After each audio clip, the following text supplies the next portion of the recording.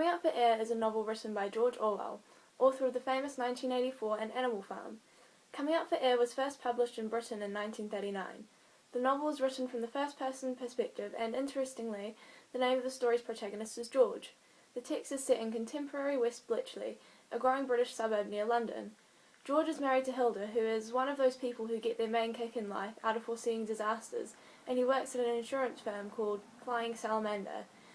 George is dissatisfied with his life and spends much of his time reminiscing about his childhood, teenage years, and life before the Great War. Coming Up for Air is one of my favourite written texts because of the way Orwell depicts the monotonous life of George. Orwell does not shy away from realism and writes in punchy, harsh sentences that bring the setting to life, and his unflattering writing style matches well with the jaded George.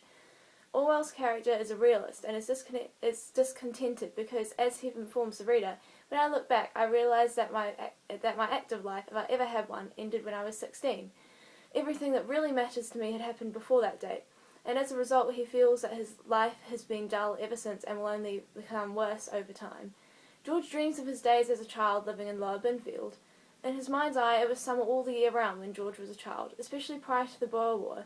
I think this sets the mood of the text, the golden childhood of George giving way to life in an office, and this is what makes Coming Up for Air one of my favourite novels. When I first read it, I was working as an internal salesperson and felt that all the best parts of my life were behind me, in a similar way to how George does throughout the text. I would mull over memories from when I was a very small child and idealise them. They were even golden, similar to how George's memories all seemed to exist in summer. George's cynical view of the world paralleled my own. Everything in the present day, to George, was inconsequential. It was as if he was simply filling in time with meaningless work. My office work was meaningless as well, and I felt a connection to George because of our shared dissatisfaction and melancholy towards life unlived. George's worldview was what made this book so riveting to me, and it has become one of my favourite texts. In Coming Up for Air, setting is one of the most important tools Orwell uses to conjure imagery in the mind of the reader. There are two time settings. George's memories are set mainly in Lower Binfield from 1893 until around 1919, and the second setting is 1939, in the contemporary life of George.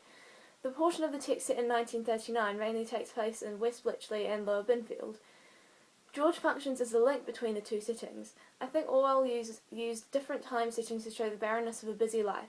In the past, George spent his days fishing and causing trouble with the local gang, the Black Hand, who spent their time making catapults, chasing cows, and fishing in other people's ponds.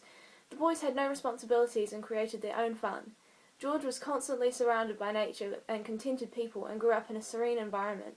In 1939, though, George is working to feed his wife and two children, and he has no money to spare for any luxury. His family, particularly Hilda, are nasty and tease George for his love of fishing, and she tells him, "Fancy you going fishing at your age. Don't be such a baby, George." George never has the time to go fishing or do anything enjoyable, and all he really does is go to work, come home, and avoid his family. I think Orwell has purposefully crafted the aspect of setting and Coming Up for Air to emphasise how empty and purposeless George's contemporary life is, and perhaps encourage a reader to reflect on whether they are enjoying their life, as ultimately what George is searching for in life is joy. It's a big question to ask a reader, and because there are so many components to one's life, it can be difficult to say decisively whether one is enjoying one's life or not. Part of Orwell's motivation to use setting in the way he does, I believe, is to make the reader aware of how modern lifestyles of working and doing little else can be detrimental to a person's mental health. Showing George as a happy, carefree child and juxtaposing it with the middle-aged George who is surfeited with life is an effective way to prompt a reader to consider how the world around them has changed within their own lifetime and whether their quality of life has improved over time. I truly believe that most of the time people view the world of their childhood as superior to the world that they are currently experiencing. I think Orwell is opening a reader's eyes to the reality of high-pressure workplaces and how they can be a negative force in the lives of workers who come home in the evening too exhausted to actually participate in enjoyable activities. For this reason, I think Coming Up for Air is extremely pertinent to the work structures in place in the modern world. George's reality is the reality of so many people who work to live and live to work because of financial strain. Their lives are ruled by necessity rather than what brings them happiness. Orwell's motivation in contrasting setting in this way may also be to warn readers of a potential war.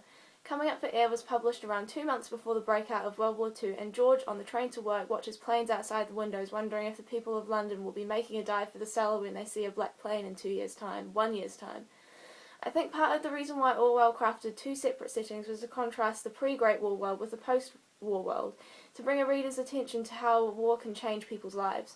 Before the First War, George's life was carefree and he was more or less satisfied with his life, but after the war his life changed, and as he tells the reader, then like everyone else, I was fighting for a job, and then I got a job, and the job had got me. I think Orwell is emphasising the small parts of life that the war changed, rather than the more significant parts, the parts that altered relationships between countries and matters of international importance. Orwell is utilising setting as a warning to the reader of the ways in which life can dramatically change as a result of war. Come Out for Air is a text in which the setting aspect of the story is crafted for the purpose of shaping a reader's perspective on what makes life worth living. Orwell uses setting to contrast contentment with emptiness and dissatisfaction caused by the way in which people are often forced to work to simply feed themselves and survive rather than take the time to enjoy life. The two settings show how the security George enjoyed as a child differs from his unstable situation as an adult, and how drastically financial insecurity can impact someone's mindset, worldviews, and mental health. Orwell uses the juxtaposition of settings to create an aura of nostalgia, and I think his motivation behind this is to encourage a reader to reflect on how their life has changed over the years due to financial need, and how this has impacted their satisfaction in life.